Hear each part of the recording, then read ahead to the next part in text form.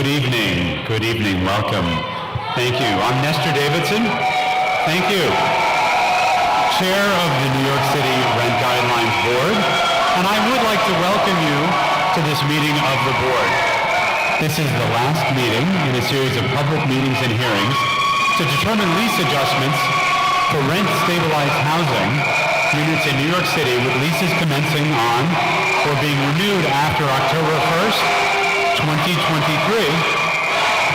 and on or before September 30th, 2024. I will now take the roll call. Please respond if present. Doug Apple. Present. Genesis Aquino. Present. Christina DeRose. Present. Robert Ehrlich. Present. Arpit Gupta. Present. Alex Schwartz. Present. Christina Smith. Present. Adon Soltran. Present. Nestor Davidson, I'm present. Let the record show that we have a quorum. Hey, Nestor. Yeah.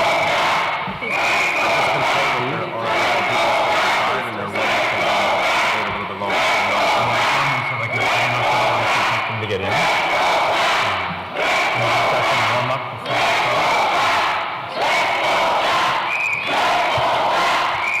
Before we proceed to motions, I would like to make a few comments.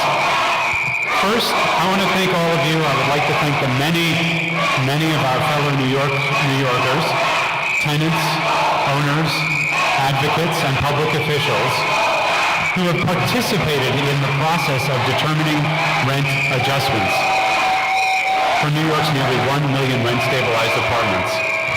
I want to especially recognize everyone who testified to their personal experiences at our 4 public hearings, as well as took the time to submit over 250 written, oral, and video submissions.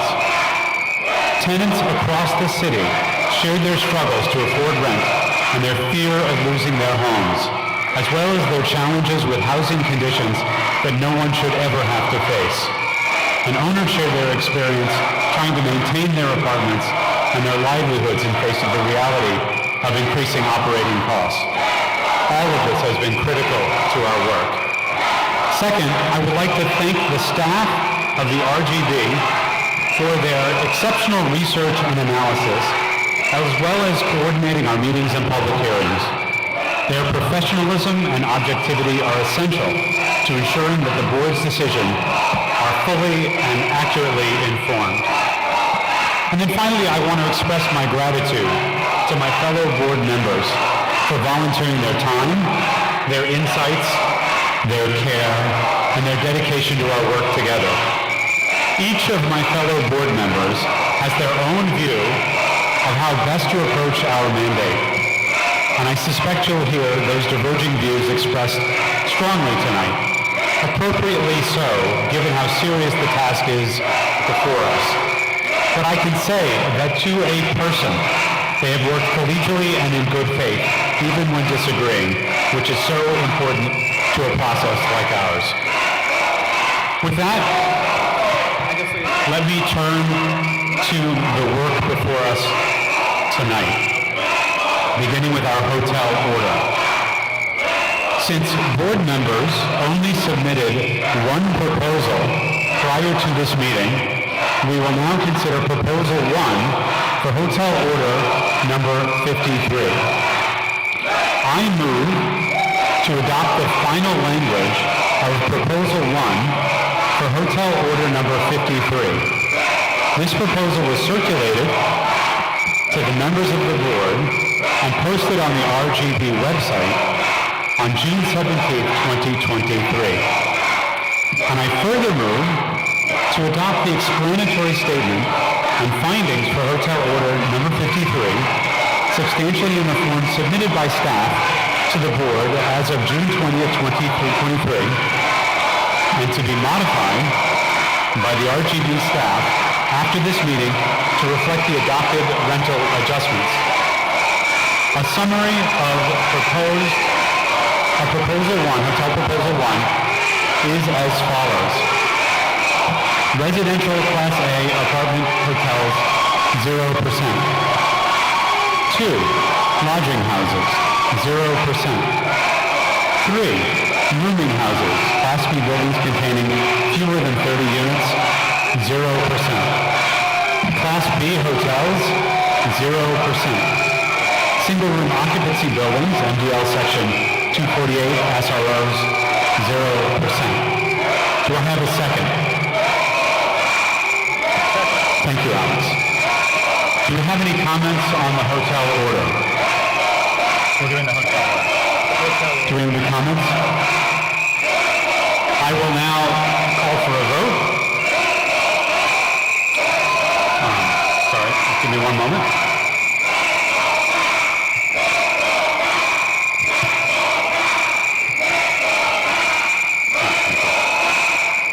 Okay. Doug Apple. Yes. Genesis Aquino. Yes. Christina DeRose. Yes. Robert Ehrlich. No. Arpit Gupta. No. Alex Short. Yes. Christina Smith. No. Adon Soltrin. Yes. And I vote yes. The motion fails with a vote of 6-3 and no abstentions.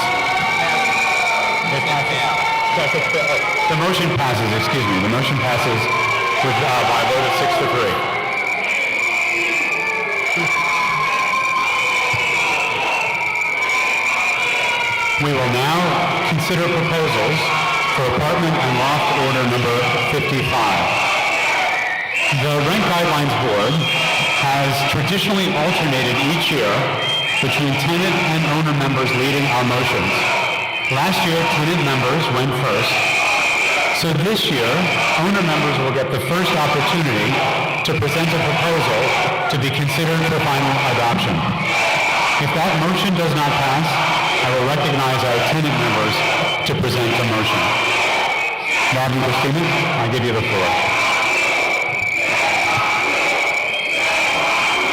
First of all, we want to thank our fellow board members who take this responsibility very seriously, who have advocated well on behalf of tenants, owners, and the public. Also, a special thank you to the staff, Andrew, Brian, Danielle, and Charmaine, who make our collective jobs easier.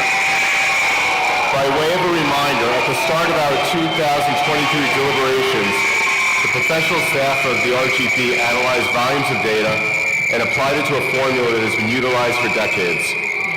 The data determined that the rent increase is necessary to keep the majority of rent-stabilized buildings in good condition was 8.25 on a one-year and 15.75 on a two-year lease. No matter what you think about those numbers or what you think the RGB should do today, the fact remains the quality of most rent-stabilized properties is doomed to decline unless the board acts prudently. It is not only the view of landlord members on the board, it is the view of housing experts. In a report published last year by the NYU Furman Center, they warned that the long-term viability of the housing stock is in severe distress unless the RGB changes how they view their role. I'd like to highlight specific data. The RGB prepared a special memo this year and last year breaking down the net operating income of pre-1974 buildings outside the core Manhattan. NOI has dropped from around $400 per apartment in 2020 to $378 per apartment in 2021. Based on the price index of operating costs report and the net adjustments put forth last year, we can safely assume that NOI dropped to around $350 in 2022. Note the constant decline of NOI. This will not turn around in 2023. The rent adjustments advanced by the RGB didn't cover half of operating expense increase. Property tax assessments continue to go up between 6% and 10% for most pre-1974 rent-stabilized buildings. Insurance costs are skyrocketing, and the government is doing nothing to hold insurance companies accountable. Some people like to talk about NOI as profit. NOI is not profit. NOI pays mortgage and pays the required capital expenditures to comply with the energy efficiency rules, fire safety measures, and much more. The NYU Furman Center warns that declining NOI is going to eliminate any capital a building would otherwise have to maintain itself. Furman research focuses on the importance of NOI as a marker for the sustainability and quality of rent-stabilized housing. Applying the logic of their report to the data from this board, we can only come to one conclusion. We are signing off on the further deterioration of the main source of affordable housing in New York City. Even if the RGB advances an increase of 5% on one-year leases, buildings containing 60% of rent-stabilized apartments in New York City are still going to be defunded, and the quality of housing is going to deteriorate. An increase of 5% on a one-year lease is $2 a day for the majority of rent-stabilized tenants in these buildings.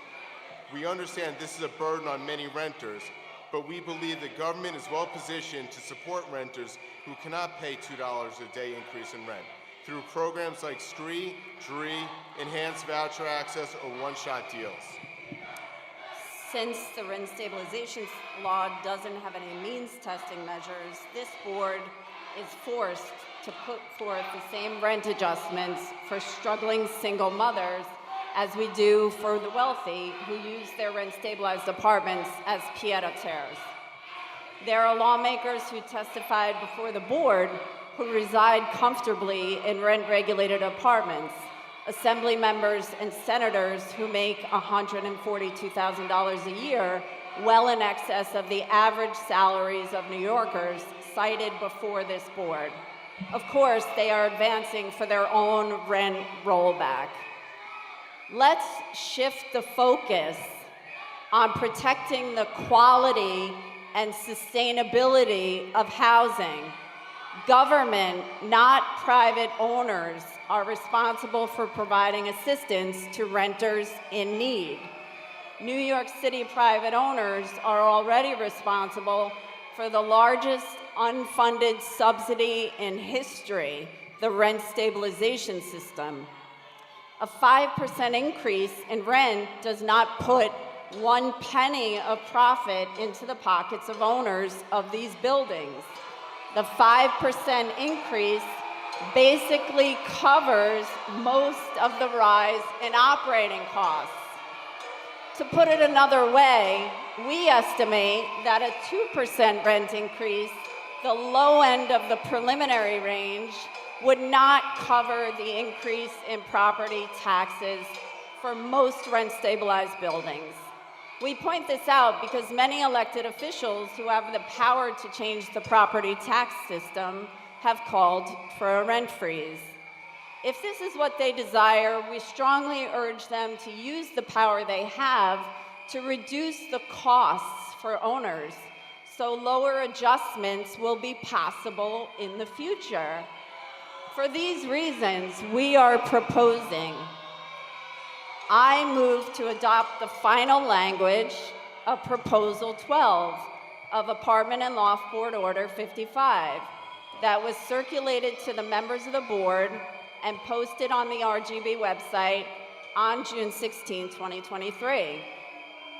I further move to adopt the explanatory statement and findings for Apartment and Loft Order 55 substantially in the form submitted by the staff and the board as of June 16, 2023, and to be modified by the RGB staff after this meeting to reflect the adopted rental adjustments. A summary of Proposal 12 is as follows. 1-year lease, 5%. 2-year lease, 7%. Lofts, 1-year period increase, 5%. 2-year increase, 7%. Special guideline and decontrolled units, 27% above the maximum base rent. Do I have a second? Second. Do we have discussion? Thank you. Do we have discussion? All right. Doug Apple, this is motion 12. Number 12, right? Yes, number 12. No. Genesis Aquino. No, it's not the job of tenants to make landlords rich. Thank you. Christina DeRose, No. Robert Ehrlich, Yes. Arpit Gupta, No. Alex Schwartz, No. Christina Smith, Adon Sotren, No. and I vote no. The motion fails with a vote of 2 to 7. I will now recognize my tenant colleagues to make a motion.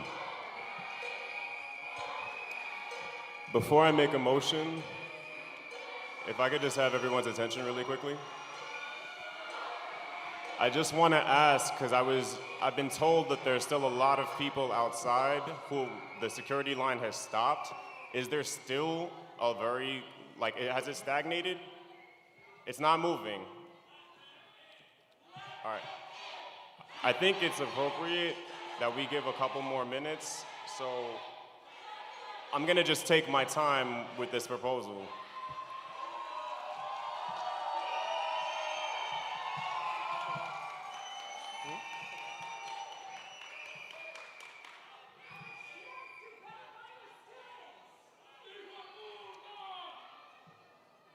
I move to adopt the final language of Proposal 14 of Apartment and Loft Order 55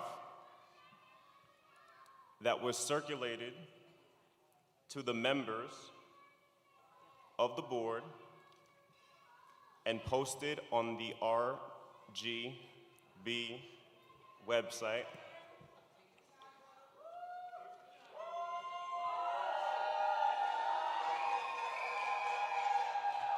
on June 17th. And I further move to adopt the explanatory statement and findings for apartment and loft order number 55, substantially in the form submitted by staff to the board as of June 20th, 2023, and to be modified by the RGB staff after this meeting to reflect the adopted rental adjustments. A summary of Proposal 14 is as follows. For apartments, 1-year lease, 0%.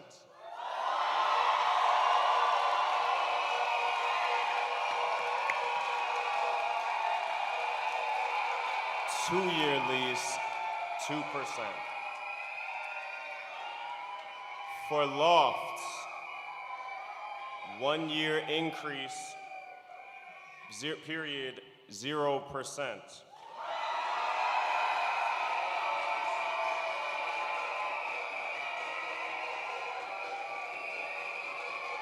Two-year increase period, 2%.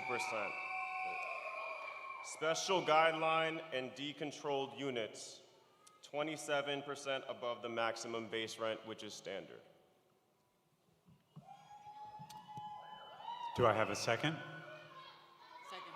Thank you. Any discussion? I will call the roll. Doug Apple, No. Genesis Aquino, Yes. Christina DeRose. No. Robert Ehrlich. No. Arpit Gupta. No. Alex Schwartz. No. Christina Smith. No. Adon Soltren. Yes. And I vote no. The motion fails by a vote of 2 to 7. Thank you.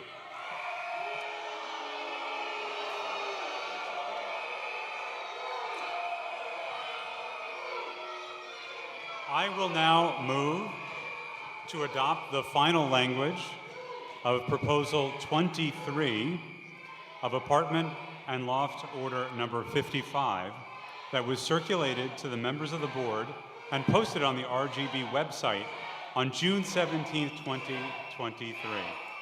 And I further move to adopt the explanatory statement and findings for Apartment and Loft Order Number 55, substantially in the form submitted by staff to the board as of June 20th, 2023, and to be modified by the RGB staff after this meeting to reflect the adopted rental adjustments. A summary of Proposal 23 is as follows. For apartments, a 1-year lease, 3%. For a 2-year lease, for the first year of the lease, 2.75%. For the second year of the lease, 3.2% of the amount lawfully charged in the first year, excluding any increases in other than the first year guideline increase. For lofts, 1-year increase period, 3%. 2-year increase period. For the first year, 2.75%. For the second year, 3.2% of the amount lawfully charged in the first year, excluding any increases other than the first year guideline increase. And for the special guideline and decontrolled units, 27% above the maximum base rent. Do I have a second? Thank you, Christina. Do we have any comments or questions on the motion? Any comments or questions on the motion?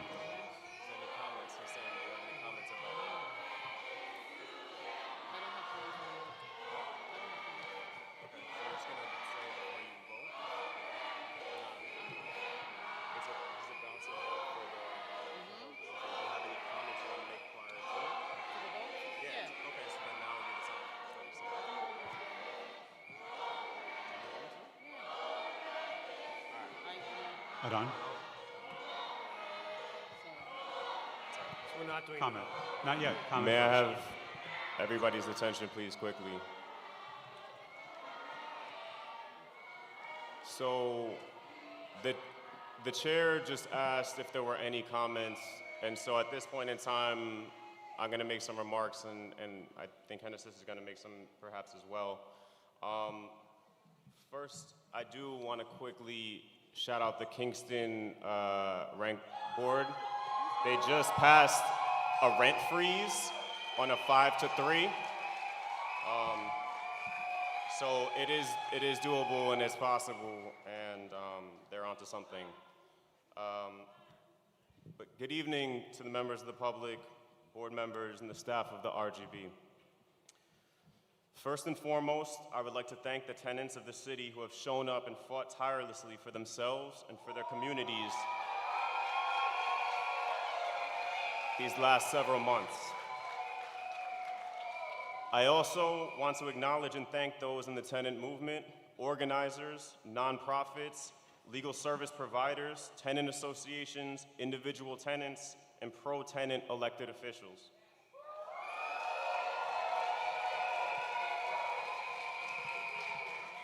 Despite the wheels of injustice turning, constantly working against us, thank you for leading the change that the city desperately needs so that we can all remain here with our families and friends and live in safe, affordable apartments with dignity. Over the last month, we've attended public hearings throughout the boroughs, and some of you rightfully posed the question to this board: why are you here? Why are you even sitting on this board? While we're still awaiting the answer from most, I can tell you why we are here. We're here to, quote, prevent unreasonable and oppressive rents and rental agreements. We're here to forestall profiteering, to try and preserve affordable housing, and to prevent rent adjustments that cause severe hardship and that were uprooting longtime city residents from their communities. These reasons I've just stated are part of the guiding principles of the rent stabilization law's mandate. They are part of the declaration written into the letter of the law as a basis for why this board even exists. It's what the board is supposed to adhere to when making its decisions. Be that as it may, it becomes increasingly evident year in and year out that not everyone on this board understands and agrees with that charge. At a time when more than 1/3 of all New Yorkers are rent burdened, roughly 40% of rent-stabilized tenants are severely rent burdened, when eviction filings are up 167%, when there have been 3,190 evictions in 2023 alone, when legal service providers are overwhelmed, underpaid, and hemorrhaging staff, when the rental market is volatile as ever, when landlords have been bailed out in the sum of over $2.5 billion by ERAP and LRAP, when rent-stabilized sales volume is up 14% in 2022 in the middle of the pandemic, when landlords are selling rent-stabilized units on average for $23,248 per unit in real terms after inflation, when real wages have remained stagnant for the last 2 decades, can this board realistically argue that it is acting in line with its core principles by raising rents on 1 million households? When compared to market rate tenants, rent-stabilized tenants tend to have lower incomes, a median income of $47,000 to $63,000 respectively. They are more likely to have an elderly tenant in their household, 31% compared to 19%. They're more likely to have a tenant with a disability, 22 to 13%, and are more likely to be people of color, 68 to 61%. Somehow, this board still believes that we are preserving affordability, preventing unreasonable and oppressive rents, preventing severe hardship and the uprooting of long-standing communities? I don't think so. Then I also ask you, why are you here? When landlords have been indisputably wildly overcompensated over the last 31 years due to this board's decision-making and vacancy increases, with owners' net operating income up 50% since 1990 after adjusting for inflation, we are going to further increase rents on working-class, predominantly Black and brown New Yorkers after the worst pandemic in 100 years? When the data is abundantly clear that we can't absorb higher rents? Rent burdens on New Yorkers have gone from 28% in 1990 to 36% of their income today. Someone please make it make sense because the math's not mathing. This year, we've heard that the major concerns for landlords include increased insurance costs, taxes, and trepidation about refinancing. These are not human concerns, but rather business concerns and costs that implicate business decisions. Our mandate as a board is to make sure that we simulate a fair housing market, not to support or maintain a business model that extracts wealth from poor communities across the city to generate profit for business owners. These decisions are not equivalent to the decisions families on a fixed income need to make in order not to become one of the 92,000 plus New Yorkers that are currently houseless. Another reason some board members use to defend their choice to increase rents this year is because of their supposed concern for the state of the rent-stabilized housing stock, to the point where some members argue that if we don't increase rents in a way that is consistent with last year's rent increases each year, that we may be forced to vote on much larger increases years from now to ensure that owners have money to maintain their buildings. What this doesn't account for is the fact that A, we still don't have sufficient reliable data or proof that landlords are using any or a portion of their incomes to reinvest in their buildings, and B, that tenants need relief now. By the time those years come and go, you'll already have displaced and uprooted the diverse communities that make this city great. 200,000 Black New Yorkers have left or been forced to leave New York City in the last 2 decades alone. How many more Black and brown New Yorkers do you think will be here in the next decade if this board continues to actively make choices that will displace them, particularly when our elected officials keep failing us? In closing, rather than continue with the same legitimate and persuasive arguments we've been making for months and years that continue to fall on deaf ears, I want to leave all of you with 3 recommendations. First, and I know this goes without saying, keep organizing, keep agitating, keep being visible, and keep fighting. At the end of the day, an unelected board comprised of predominantly non-rent stabilized tenants who do not positively interact with nor advocate for our communities will not solve our problems. Instead, and unsurprisingly, this board will continue to raise your rent year in and year out, regardless of affordability data or data on severe historical overcompensation of owners, or the credible countless hours of testimony you all courageously provide. Our communities know what they need, and our communities are the only thing we can rely on to take care of ourselves.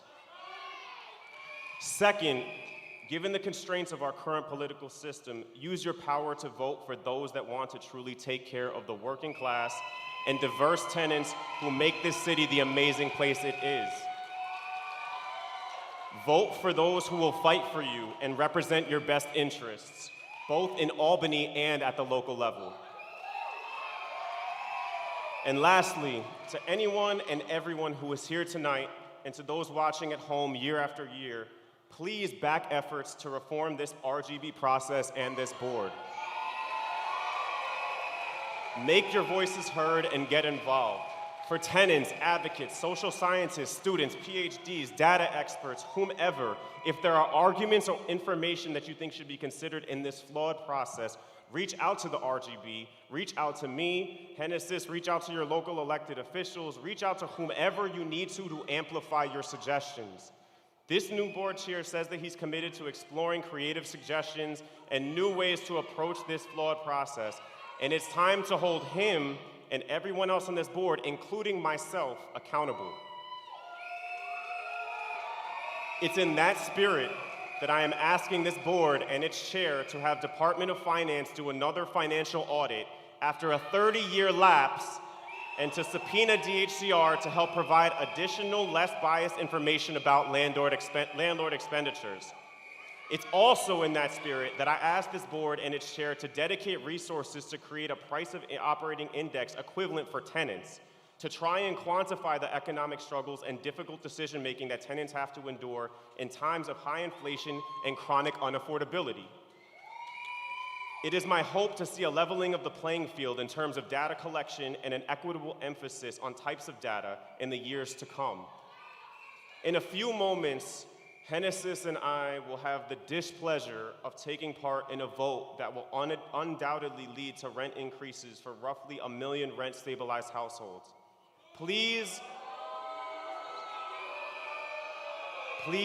understand that we fundamentally disagree with this board's decision, but we also understand that evictions equal violence.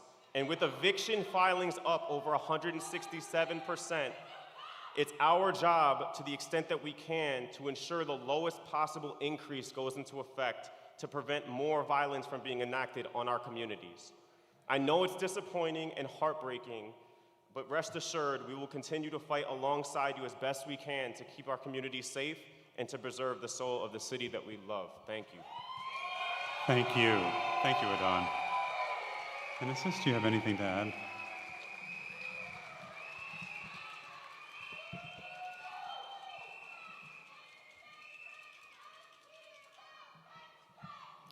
Like Adan said, this is a a very disturbing vote. And I am voting for that, knowing that it is the lowest that we were able to secure for tenants. But as the only rent stabilized tenant on this board, I know that 3% is way too high. 4% for 2-year renewal, 4.5 is way too high as well. But again, let's be clear that as small as this increase looks like, it's still a big giveaway for landlords who tend to be rich and don't pay their fair share in taxes. And it's not, like I said earlier, it's not the job of tenants to make them rich. It is, yes, our government needs to be responsible for subsidizing, but basically tenants are subsidizing landlords. We are paying taxes, we are paying for their low interest loans, we are giving them ERAP, and the other program for landlords. All of that comes out of tenants' pockets because we are taxpayers. Whether we have legal documentation here or not, we are taxpayers. So let's be clear on that. So again, during the last 3 months, we were able to hear testimony from landlord representatives admitting that almost all the rent-stabilized apartments owners are predatory equity investors who own multiple properties, and they sell these buildings within the 5 years, right? And again, like I said, I don't think we need data to understand that. Almost everybody, 200 plus people who testify, were able to say that they are living in horrible conditions with lack of repairs. You know, I mean, my own landlord increased the rent from 2019, $971 to 2021, $1,900. 158,000, I mean, 158%. It's a lot of profit. And again, that also let us know that even though the cost of operating this building is increasing, because the cost is increasing for everybody, in reality, they are not putting that money in the apartments. If they were spending all that money, people are not living in the conditions that they're living today. So I'll cut it, you know, but continue organizing. That's the power we have, and it is what it is. Let's keep fighting. Thank you, Genesis. Any further discussion? Any further discussion? All right, I will call the vote then. Doug Apple? We're going in 23? Yes, proposal 23. No. Genesis Aquino? Yes. Yes. Christina DeRose? Yes. Robert Ehrlich? No. Arpit Gupta? No. Alex Schwartz? Yes. Christina Smith? No. Adon Soltren? Yes. And I vote yes. The motion passes by a vote of 5 to 4. Before we close, let me note that I have drafted a statement on why I believe that this proposal reasonably and fairly reconciles the deep affordability challenges facing tenants in New York City while attending to the reality of rising costs and financing challenges facing owners. This statement will be available at the conclusion of this meeting, and I would instruct the RGB staff to include the statement as part of the record and transcript of the meeting. I want to thank everyone again for being here and for participating and for your passion. Thank you. Do I have a motion to adjourn? So moved. Do I have a second? Second. We are adjourned. Thank you.